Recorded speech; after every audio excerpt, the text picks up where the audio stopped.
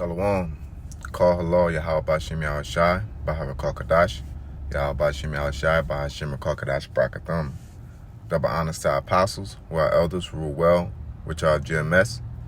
Also want to say blessings and salutations to you brothers out there teaching and enduring truth and sincerity. Another sincere blessed salutations to those who are enduring the truth and sincerity and the wheat that are amongst tears that are scattered abroad.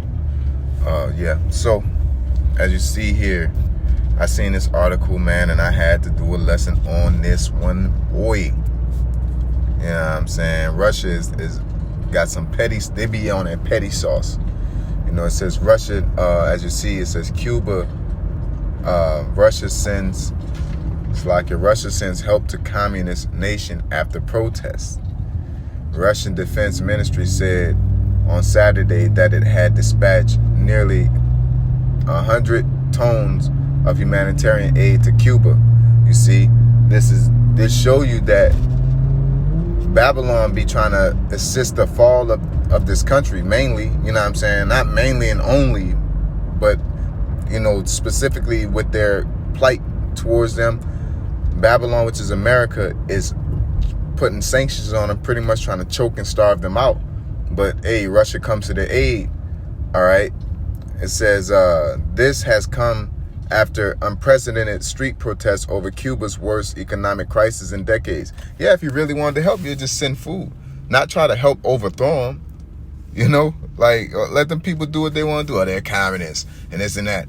I thought you're supposed to love everybody. You be having, you know, LGBTQ and all that all over here. You know, other countries don't bother you and want to do you stuff because of that, right? It says Russian Defense Ministry said that the aid was dispatched at the Russian President Vladimir Putin's direct order. 124 cargo planes carrying more than 88 tons of humanitarian support took off from a military airport near Moscow, and a statement said the cargo included food, personal protective equipment, and more than 1 million medical masks. It said that the U.S. this week imposed sanctions on Cuba's defense minister for quashing peaceful protests. Sanctions have also been slapped against a special forces unit. Bro, that's crazy. How they react to protests out here and how they doing Jake out here behind so-called peaceful protests and hating them, but you got the nerve to come against a country for it? Esau is a hypocrite, man. He's the father of lies, man. You know, and then all you got to do is send food like Russia's doing. That problem solved, helping people out. They're clearly starving, but pretty much America's why they don't have the food and have the resources, right? These people don't have enough power to stand on their own and, lowly enough or truth enough that America, if America opened its doors, that they could trade with them being the closest people, and they can, make money off of them in all kind of things, man.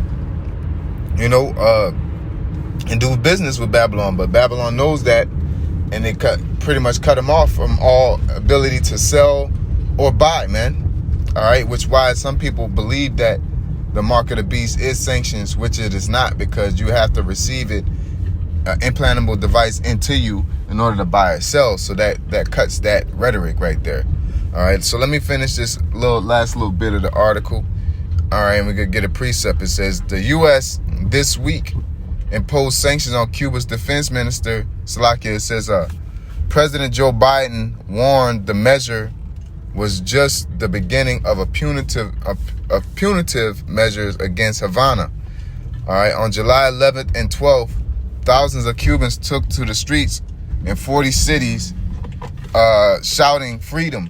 All right, so they cool with somebody coming up against the government, long as it's the enemy.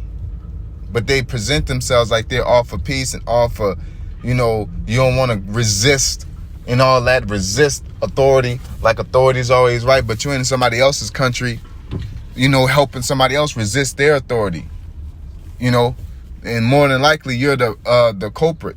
Okay. It says, freedom, down with the dictatorship. We're hungry. One person has died and more than 100 have been arrested since the protests broke out. Russia earlier this month warned against any outside interference in Cuba, an important Cold War ally. So let's get to the precept, man. You already know what I'm about to bring out. You already know. All right. Ezekiel 38:1, it says, "And the word of the Lord came unto me, saying, Son of man, set thy face against Gog, the land of Magog, the chief prince of Meshach and Tubal, and prophesy against him, and say, Thus said the Lord power, Behold, I am against thee, O Gog, and the chief prince of Meshach and Tubal," which is, in the land of today's Russia, which is, the land and the people of Russia today. All right. And it says, "I will turn thee back and put hooks into thy jaws." What is that jaw? That Cold War. "And I will bring thee forth, and all thine army, horses and horsemen, all of them clothed with all sorts of armor, even a great company with bucklers and shields, all of them handling swords. Persia, Ethiopia, Libya, with them all them with shield and helmet. Gomar and all his bands, the house of Togarma and the north quarters, and all his bands, and many of the people with thee. Be thou prepared, and prepare for thyself, thou and all thy company that are assembled unto thee, and be thou a guard unto them." You see, so Russia's pretty much protecting, these countries. You know what I'm saying? Ethiopia, Libya, the Arabs. Look at who their allies is. I'm gonna try to look that up real quick, and just to show, what I'm saying, the Russian allies, man. But this shows you that the prophecies, we almost out this thing, man. We're almost out this thing, and everything's lined up. So for those of you talking about the Bible's written by man, those of you who's not teaching about these prophecies, the time's gonna come, and all this is gonna come to an end.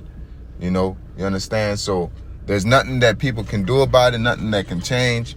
The Lord's will come to pass, and this is a beautiful time. Hey, shalom.